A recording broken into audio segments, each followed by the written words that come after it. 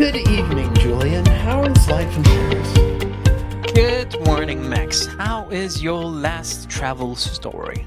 Are we talking travel today? No, we're actually not. We're not.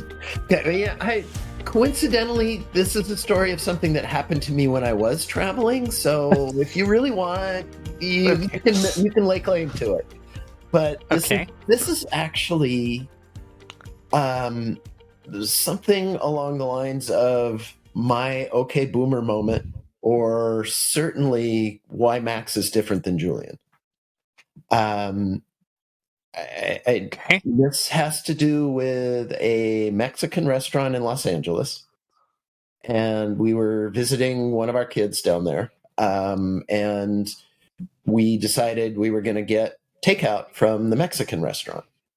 And they have an app or a website that we accessed from the phone, and I found it a bit confusing, but I got through the order and we passed it around and everybody filled in their little things, and a lot of questions, a lot of, wait, is this, is this that? But we got the order in, and it was just exactly far enough away that 30 seconds later, if I hopped in the car, it would be ready right when I arrived, which is pretty much what happened.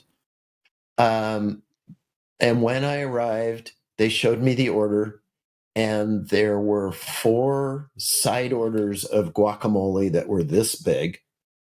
And there were 3 or 4 other just glaring, obvious mistakes in the order. And it turned out, if you wanted the way you ordered a side of guacamole that was the little one that went with your order was different than a side of guacamole that was a large one for a group, and it wasn't clear and the price wasn't there. So, kind of an honest mistake, frankly. And there were like 2 or 3 other things where it was just wrong. And the UI of the app, this is the okay boomer thing. I'm sure the guy who designed the app would say, well, an idiot like you who can't figure this out doesn't deserve to get his order right. But it was, I'm decent with tech. I'm no, Luddite. And I couldn't figure this out. Others of us couldn't figure this out. The order was just wrong all over the place. And, I sorted it out at the restaurant. Basically, they just had to give me $20 worth of free food because it was obvious that wasn't what I intended in my order. So I won. I got a whole lot of free guacamole, which I love. So it wasn't a bad thing at all, and some other stuff. And, the poor harried person there, and this is, a really old school, well-established Mexican restaurant in Los Angeles that, just added this app through some consultant or somebody, say, hey, you can do this. It'll be really great. And finally, the poor harried guy at the cash register just looked at me and said, this always happens with the app. Just call us next time, please. Just please call us. Like, fine for me. And that experience has kind of scared me off using apps. We have a restaurant nearby that's really good at it, and I'm sure that app is great. But it's just like, I call. It's easy. I can say, I want this instead of that. But we were just down there very recently, and this time my son placed the order, and everything was perfect. There was no confusion. There was nothing wrong. I walked in. There was the food. I walked out. The only issue I had was there wasn't a good way to tip, and I didn't have change to do a tip. I wanted to put the tip on the credit card, and they didn't give me that option, something you don't care about in France.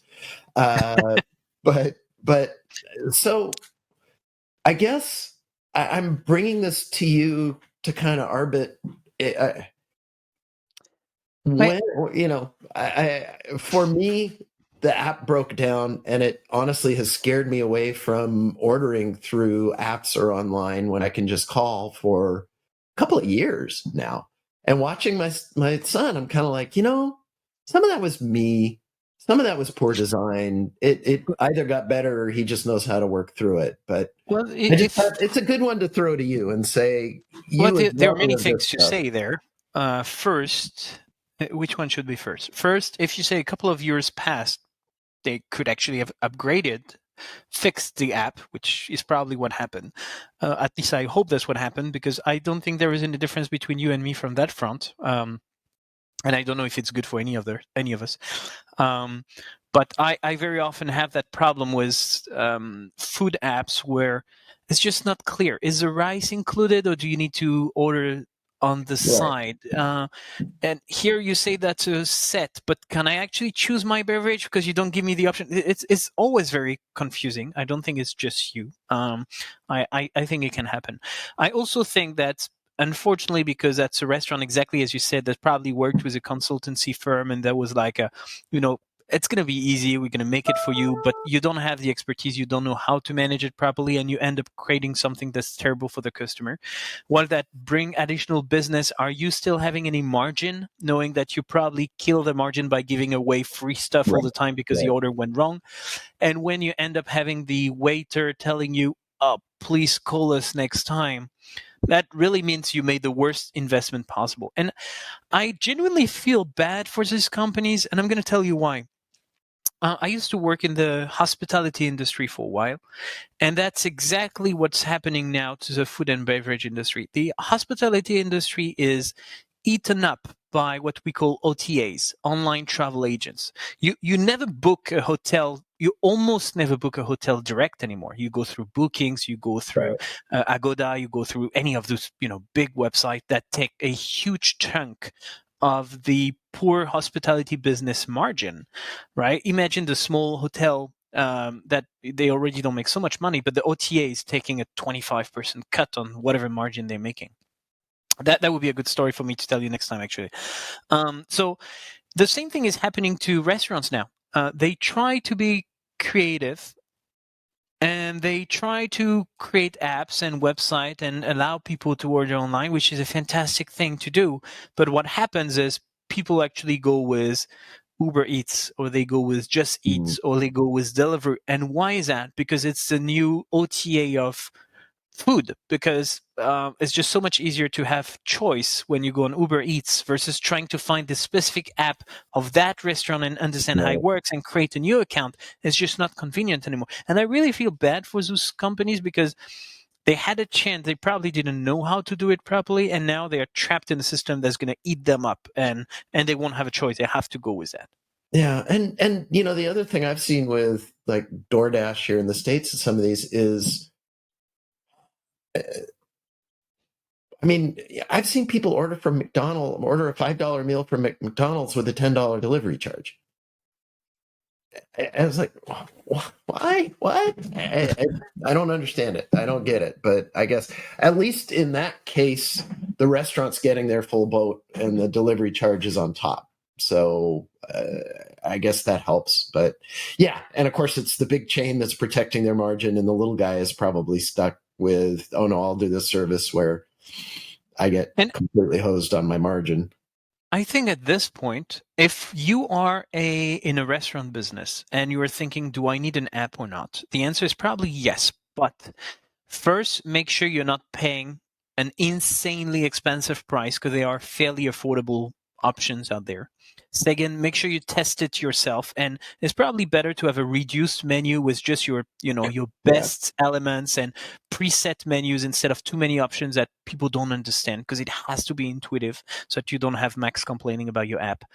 And then make sure there is value added, meaning beside allowing people to tip, which is good for the business but not really good for the customer, what value added item can you add in your app so that people actually want to have this app on their phone? Because you need to register, you need to create an account, you need to keep an app that's taking space on your phone.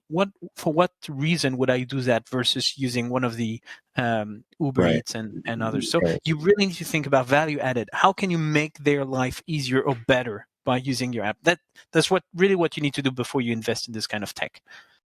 Yeah, and clearly this restaurant didn't do this, and I could see them having reviewed the design, because the things that were confusing, if I worked there, they'd be like, oh, well, yeah, of course, you get this or this or this. But as somebody who didn't understand that, understanding what the options were and the drill downs to get to the options, and then they had what looked like the same option, but it was different up a menu, up a level. That was a lot of what got me wrapped around the axle with this whole thing. So, all right. Well, I feel less of a Luddite, and I appreciate that. And I feel more the pain of the restaurant than I think I did before. And I think that's appropriate. So I think this has been a very useful session, at least for me. Then let's celebrate with some guacamole, and we can continue that conversation next week then.